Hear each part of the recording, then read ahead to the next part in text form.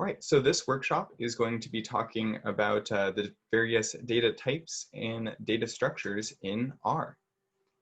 So to start, let's look at our learning outcomes. So we want to be able to explain the atomic R data types, which are numeric, characters, and logical. We want to explain the differences between the various data structures like vectors, matrices, data frames, and lists. We want you to know when to use each data type, how to create a data frame, and how to perform various operations to view and manipulate data frames. All right, so a quick recap on variables in R. So you can see here how you will assign values to variables. So it's just the variable name, the assignment operator, and then on the very right-hand side, that's going to be our data. So that is mostly what we'll be looking at today, is the various types of data you can use and store in R. All right. So let's talk about the atomic data types. So atomic data type essentially means it's the smallest piece of data that can exist in R. So there are three that we will talk about. There are a few more, but they're not necessarily that relevant to us right now. So the three we'll be talking about are numeric, logical, and characters. So numerics store whole numbers as integers or decimal numbers, and you should use numerics when you are doing any operations that involve math. Up next is going to be logical, which can store two values, Boolean trues or falses. And this is going to be used whenever you're performing a logical test like equals to or less than, and in if statements. Up next is going to be characters, which are used to store characters or any type of text. And you should use that data type when you are storing words, sentences, or numbers that you don't want to do any math to, such as zip codes. I want to talk quickly about numeric. You may notice there are different types of numeric values in R, such as double or integer. You really don't need to worry about converting integers or decimal numbers in R. R will handle it completely for you. So you just need to worry about the numeric. All right, so before we jump into programming, I kind of want to give you this overview of the data structures in R. So on the very left, we have scalar. Scalar could be like the atomic data type. Vector is just a one-dimensional, essentially, array of scalars. And notice it can only hold the same type of data, so all of the data there is going to be red. A matrix is a two-dimensional version of a vector, but again, can only hold the same data type. Data frames, if you notice each column is a different color, that means that data frames in each column can hold a different data type. We will explore this later. And lastly, we have lists. Lists you can throw anything into. You can store scalars, matrix, vectors, data frames, and even other lists in list. So that is a very useful data type that we will touch on. All right, so let's jump into RStudio and get to programming. So I'm going to start RStudio here.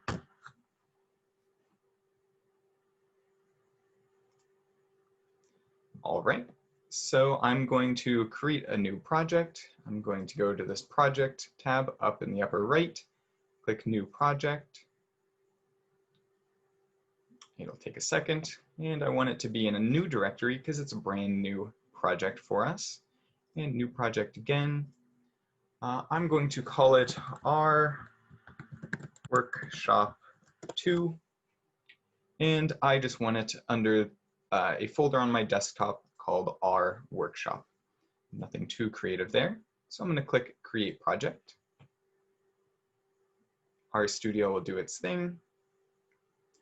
And now in the bottom right-hand corner, we should have our .r project file, and we can now create our script.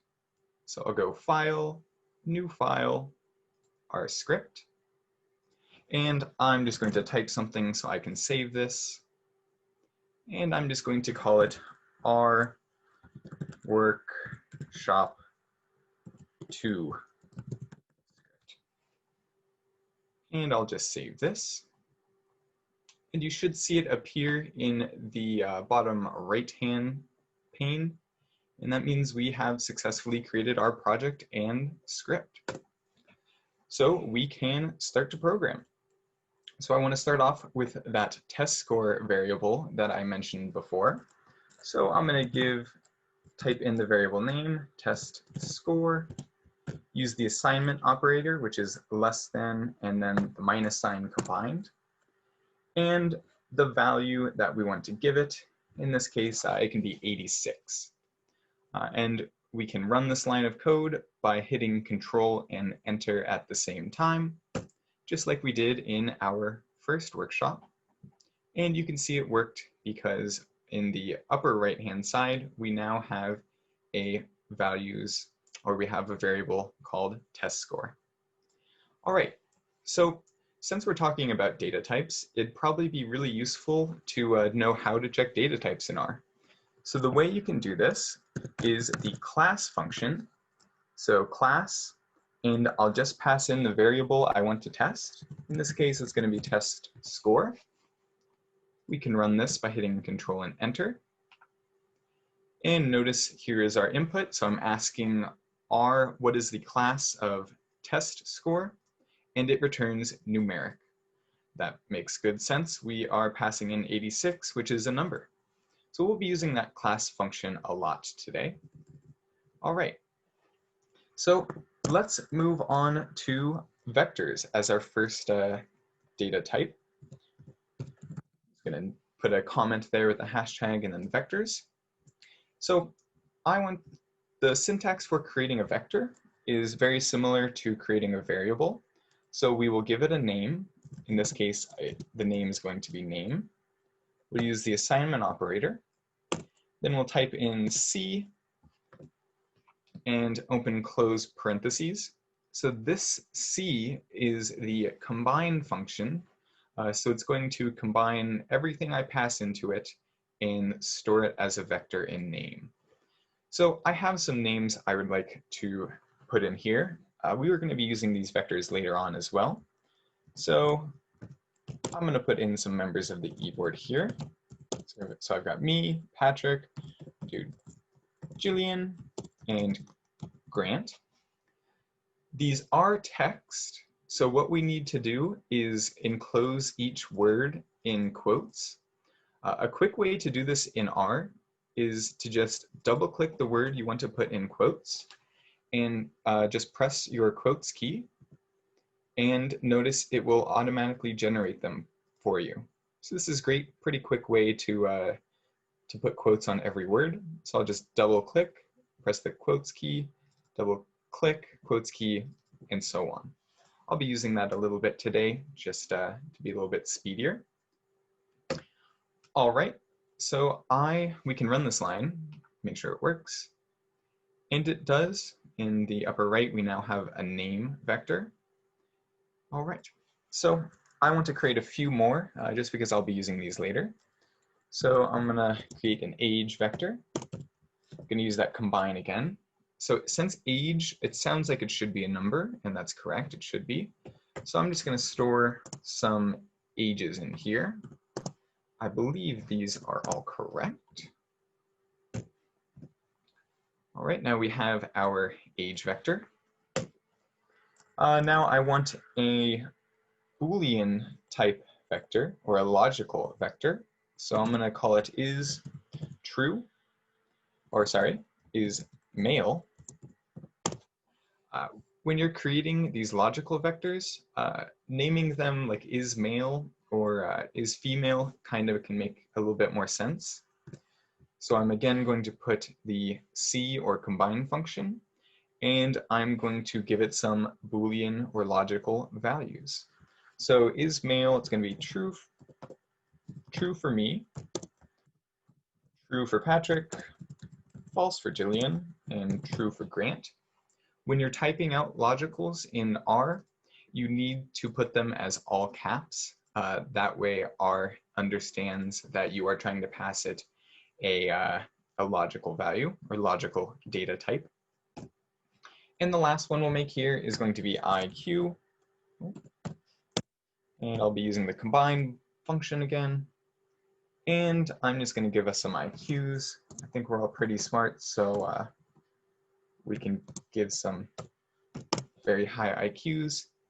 But we'll leave this as 5. We'll come back to this. All right, so I want to actually run all of these lines of code, because if you notice in the upper right-hand corner, we don't have these vectors stored yet. So I want to highlight all of these, and then I can hit Control Enter at the same time, and notice how they all work.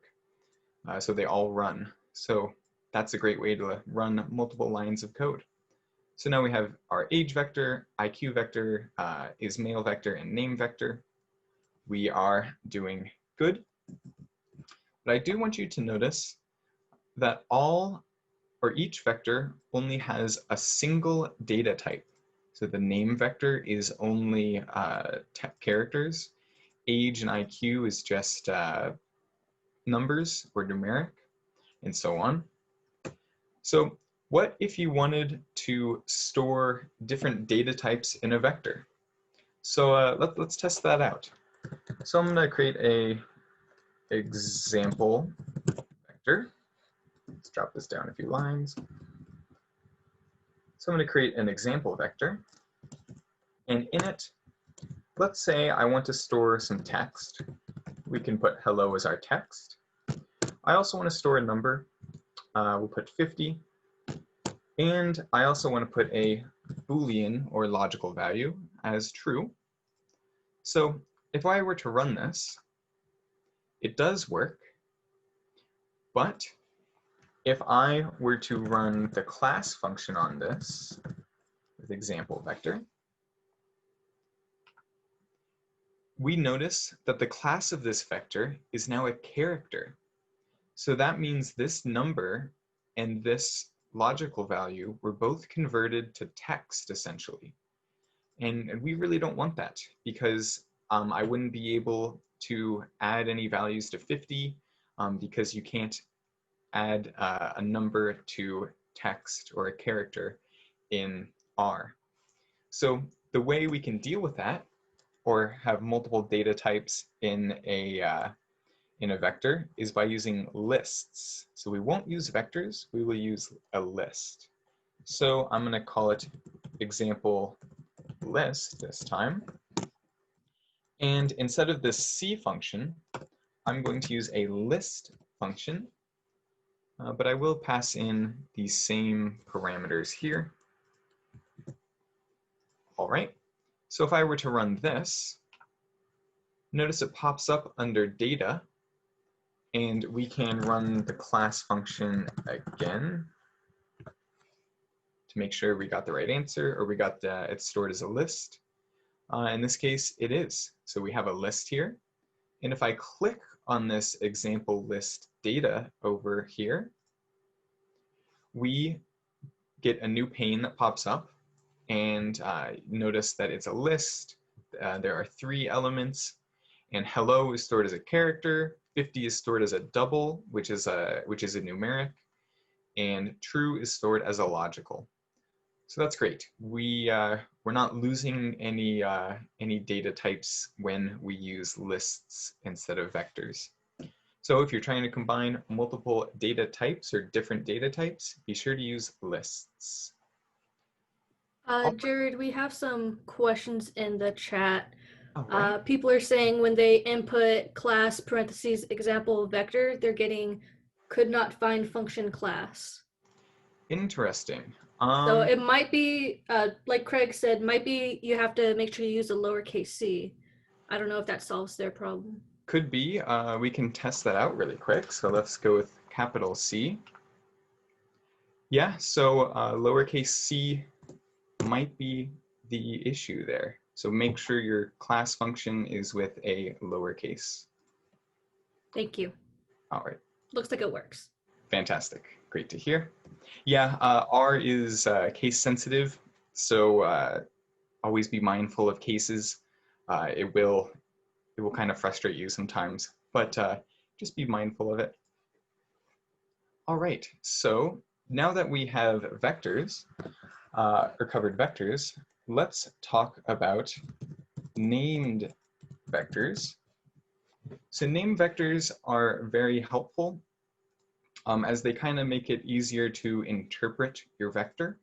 So I'm gonna try to explain this here. So let's go, I'm gonna create a vector called temperatures. So I'm gonna create it just the same way as I would any other vector, except I want to put in 7 values because I want to have 7 temperatures for the 7 days of the week. So I'm just gonna type in some random values that could be temperatures. Any 7 random numbers would do. But before I run this line, I'm going to clear everything else just to make it easier for you guys to see. You clear with this little brush again. All right. So I'm going to run this temperature vector. And notice it goes from 1 element to 7 elements. So we have 7 elements here, or the 7 days of the week. But if I were to just look at temperatures, I wouldn't know what day of the week corresponds with what temperature. So we can help to relieve this issue by using the names function. So the names function is going to give me all of the names that are associated with the temperature vector. So if I were to run this right now, I get null. So that means there are no names associated with this vector, which makes sense. We never gave it any. So the way we can name this vector is by using this combine function again and passing in a list or a vector of the 7 days of the week. So in this case, I'm going to go Monday, Tuesday, Wednesday, Thursday, Friday, Saturday, Sunday.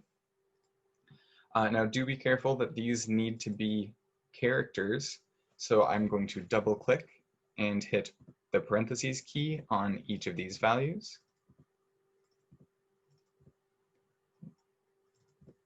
All right, now we can run this line of code. And notice in the upper right-hand corner, it has now changed to a named num instead of just num. So that kind of gives us a hint that we're doing something correct. So let's view the temperature vector again. We run it, and notice now there's a day of the week associated with each of the temperatures. So now it's much easier to see that on Saturday it was 75 degrees and on Wednesday it was 71. So this names function will come up later as well when we talk about data frames. So I'd like to talk about some operations that you can do with vectors. So type in operations. So vectors, they're essentially just a list of numbers. So we can actually like multiply every single number by something or divide by something. So let's show that off here. So we could do temperatures. So let's say all of our data was off by 4 for some reason, but we know it's off by 4. We can go temperatures plus 4, and there we go. All of the temperatures have been increased by 4. So you can use pretty much any math operator on vectors. So we could also divide by 4, multiply by 4, multiply by any number, and so on. So a good reason to do this, let's say we need to convert temperatures to Celsius. So I know that in order to convert temperatures to, or any Fahrenheit temperature to Celsius, we first need to subtract by 32 degrees. I'm going to put these in parentheses just to make sure our order of operations is all right. And then I know I need to multiply by 5 divided by 9. This formula here is just how you convert from Fahrenheit to Celsius. So if I were to run this entire line with all of the various operators that we're using, notice we actually get the original temperatures in Celsius now. So if you were to Google 75 degrees to Celsius, should be around 23.8. All right, so I want to jump into a matrix next. So a matrix, let's jump back to this slide. A matrix is just a 2-dimensional vector, and it can still only hold one data type. So we'll look at that briefly. We want to spend most of our time here on data frames because in practice, that's what you're going to be using most of the time. All right, but I will show you how to create a matrix real quick. So I'm going to call it sample matrix. And the way we create a matrix is by calling the matrix function. All right. And notice this little dialog box pops up, and it tells us some of the parameters we can pass in to this matrix function. So we have data, number of rows, and number of columns. That's what we'll be looking at right now. So I want my data to be, so data equals, I'm going to use a function to generate some numbers for me. That function is going to be called seq, or sequence. So we give it 2 parameters. We'll give it our starting number and our ending number. So I'm essentially saying right here, our data is equal to a sequence of numbers ranging from 1 to 10. So we're just saying it's going to get 1, 2, 3, 4, 5, and so on. Next, we need to pass in number of rows. So I'm going to put 5 here, and number of columns is going to be 2. So when you're making a matrix, make sure you have enough space for all of your data. So in this case, I know I have 10 elements of data, so I need to see how much data this matrix can hold. The easiest way to do that is just by multiplying numbers of row by numbers of columns. That is 5 times 2, which is 10. So we have a perfectly sized matrix here. So let's run this. And we now have a clickable piece of data in the upper right, which we can click to view it. And here we go. It goes 1 through 5 and 6 through 10. We have 2 columns, which is what we wanted. And we have 5 rows, which is also what we wanted. So that is how you can create a very simple matrix. I want to talk about one other operation here, I guess 2.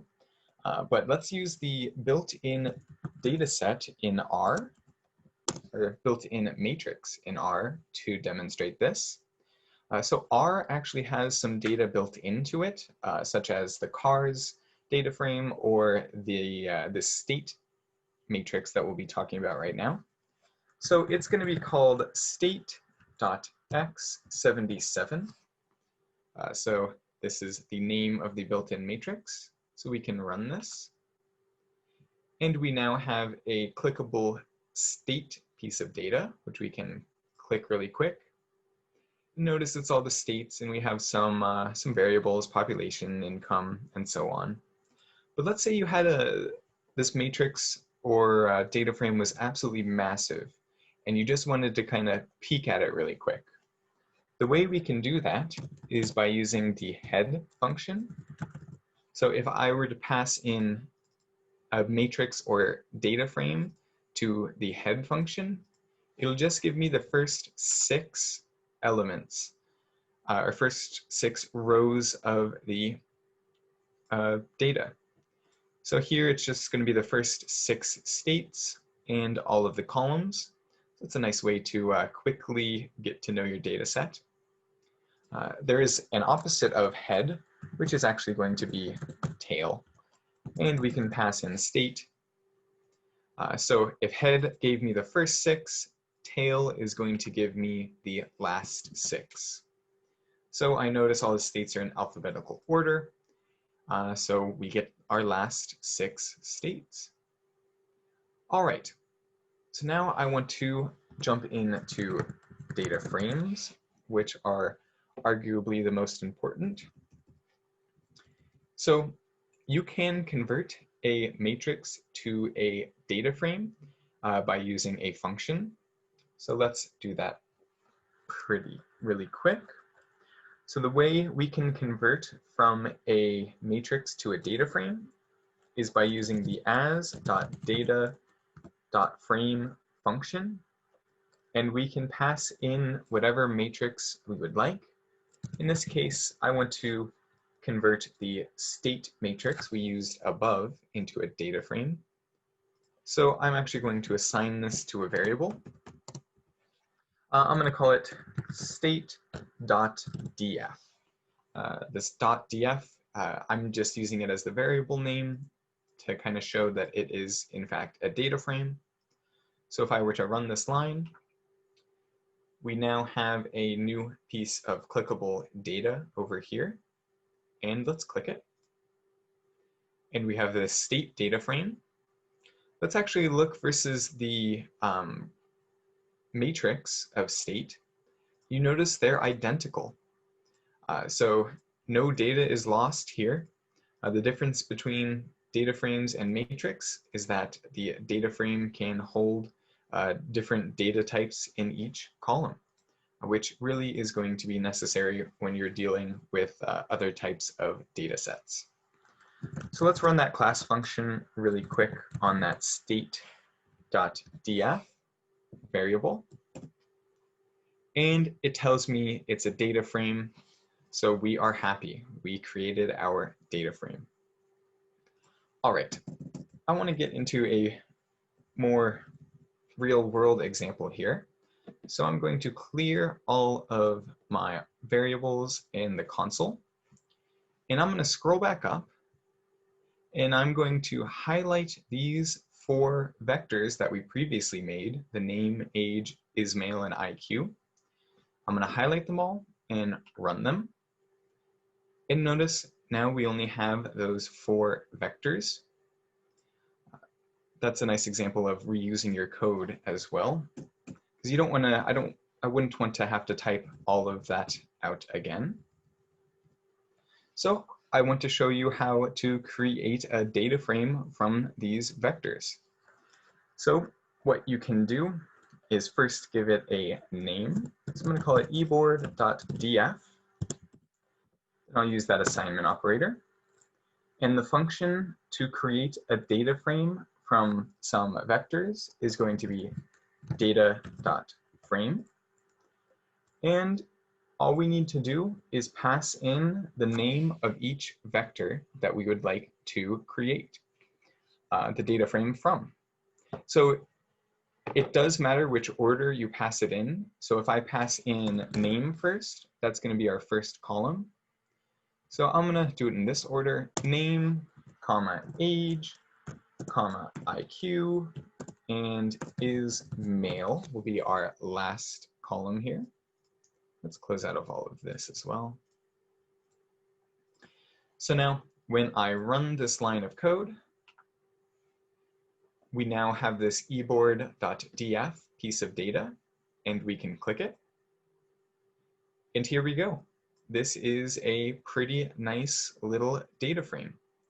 We notice that all of our data is here, and it's by each column, which is exactly what we want.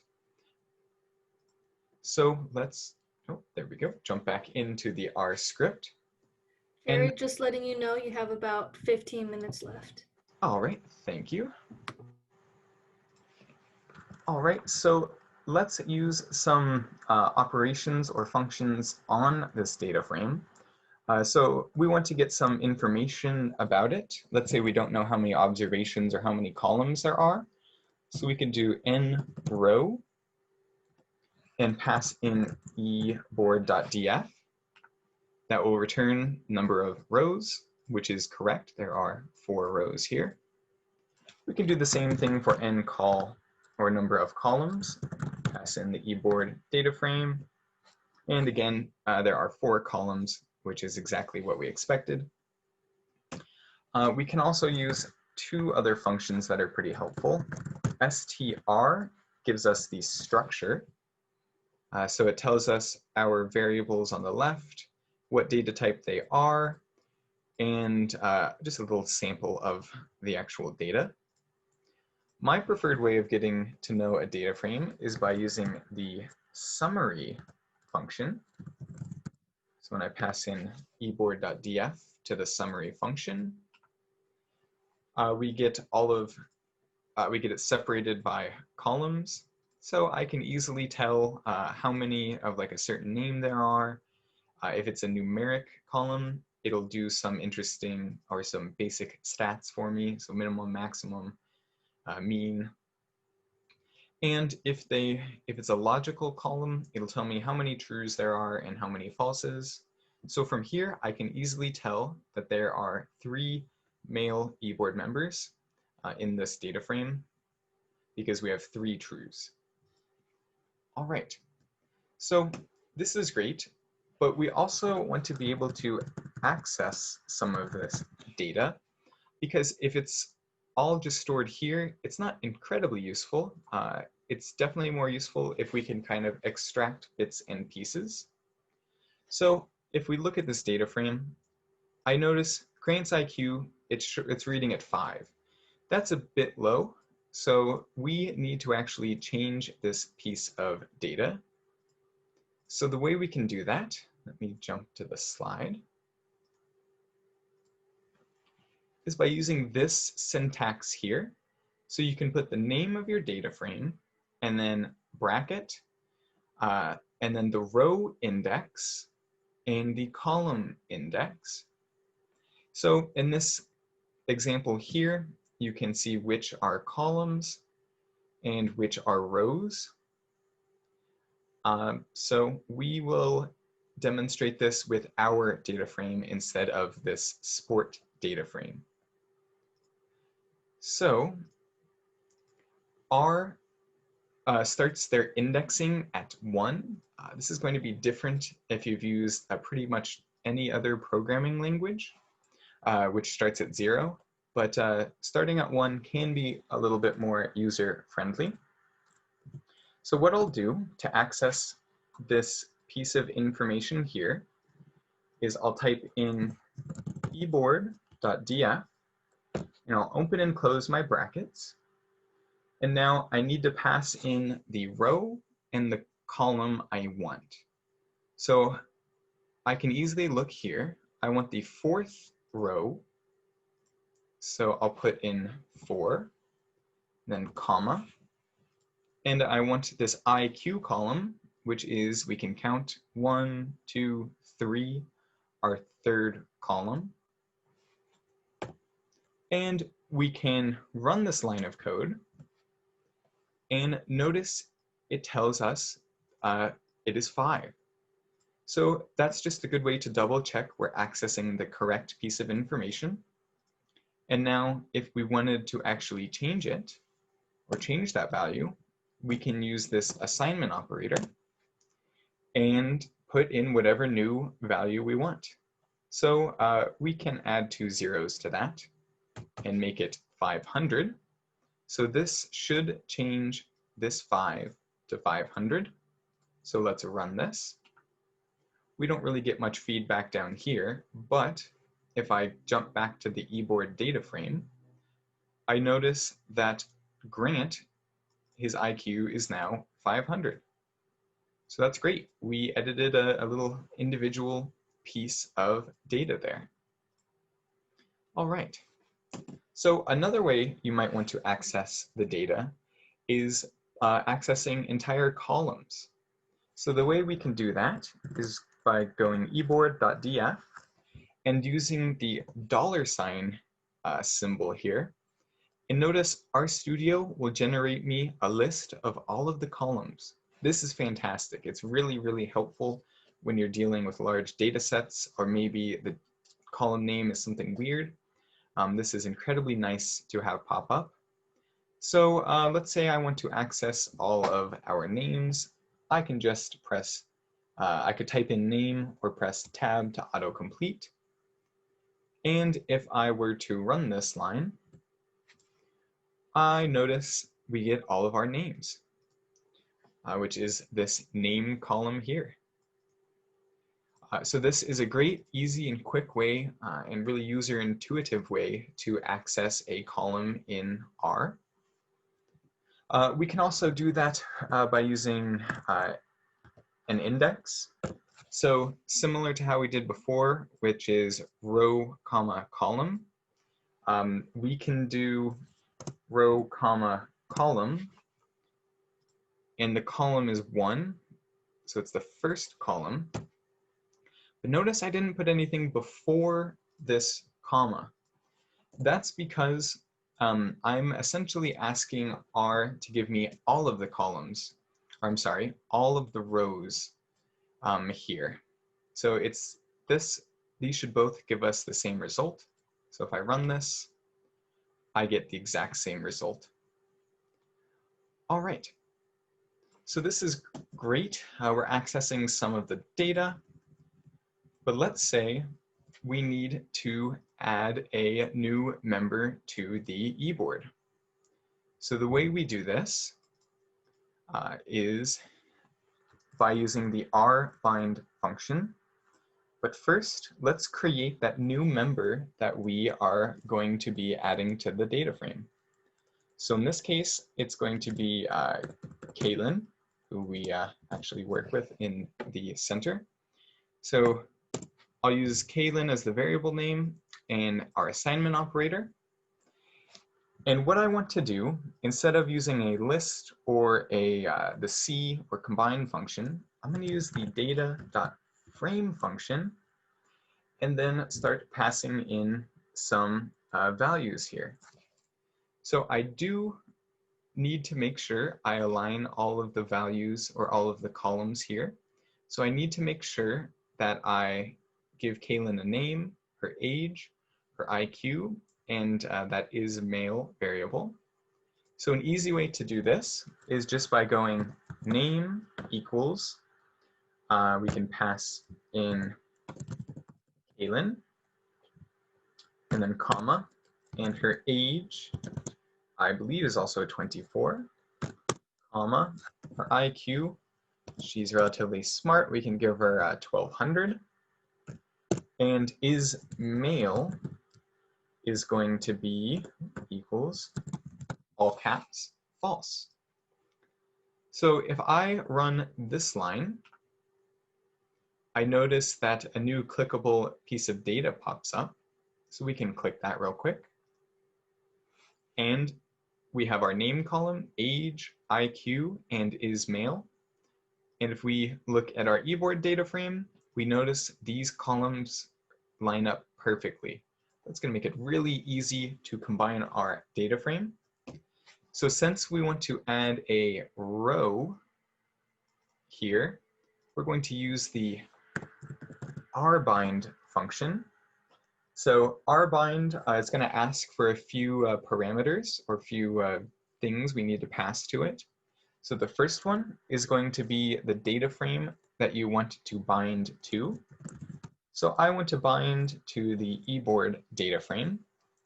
And next, it's going to be what we actually want to bind to that data frame. So in this case, I want to pass in that Kalin data frame. Now, if I run this line of code, I get an output, and we notice the fifth element or fifth row is now Kalin. So we did it. That was a successful R-bind. But if I look at the eBoard data frame here, she's not in the data frame yet. So we need to make sure we store the result of that R-bind function back in that original data frame. So let's run it. And we can click back to the eBoard data frame, and we now have Kalin as a row. So that's a nice way to add a row to a data frame. So other than rows, we can use columns, or we can add columns to a data frame. So if rbind added rows, cbind is going to add columns. Let's first create a vector for the column that we want to create. So I'm going to call it favorite color. And I can just use this C function, and I need to pass in our favorite colors. I'm going to look at the data frame, and I notice there are 5 entries or 5 rows here. So that means I need to pass in 5 colors. So I'm just going to type in some random colors, orange, purple. And I do need to pass these in as text. So I'll double click to highlight and use the quotes key to quickly add quotes to all of that. And we can run this line. And it pops up down here, favorite color. And the way we can add that column is by using the cbind function.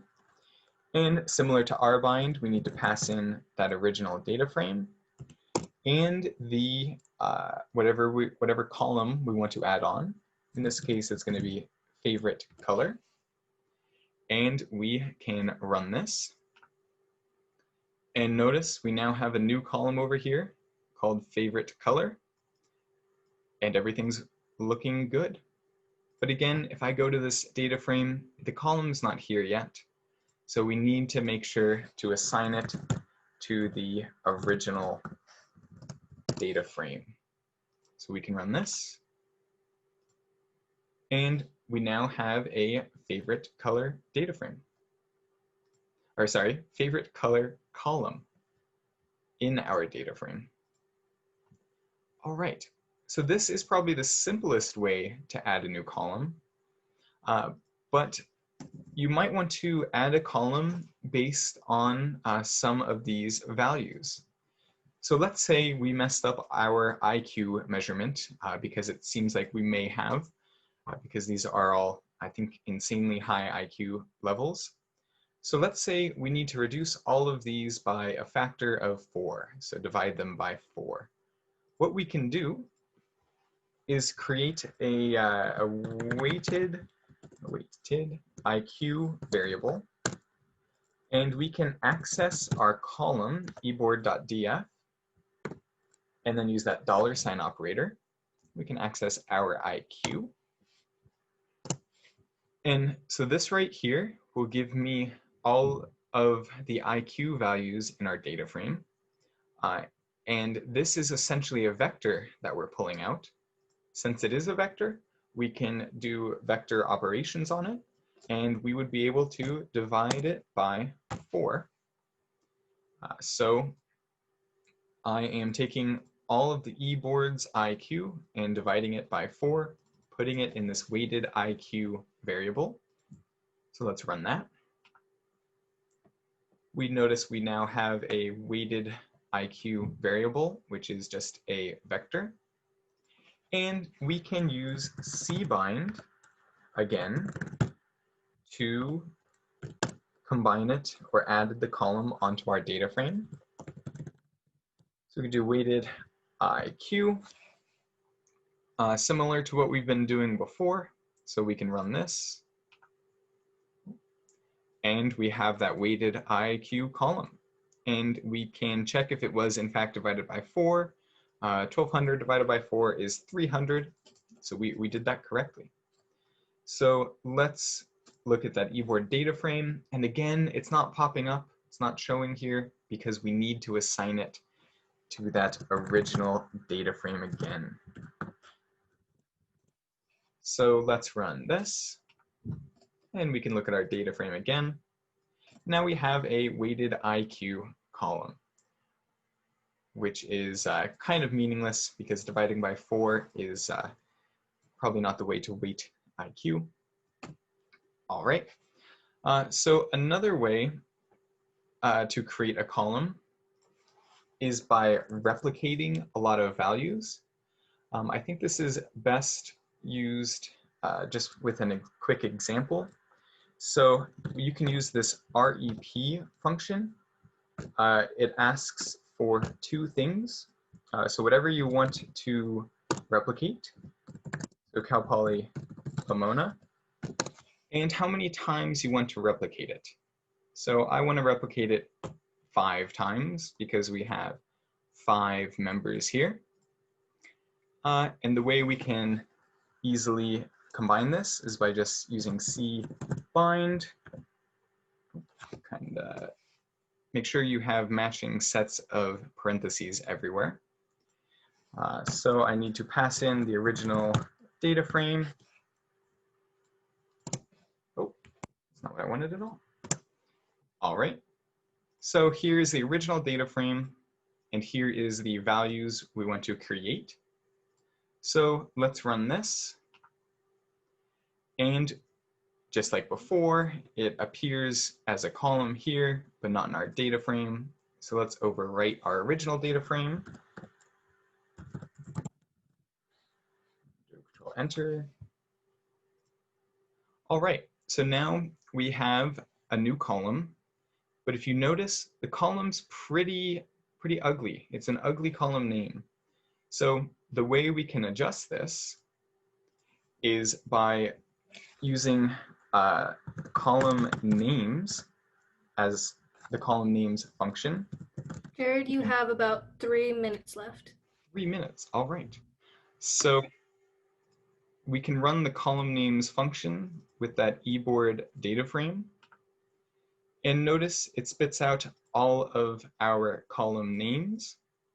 And let's say I just want to rename that 7th column.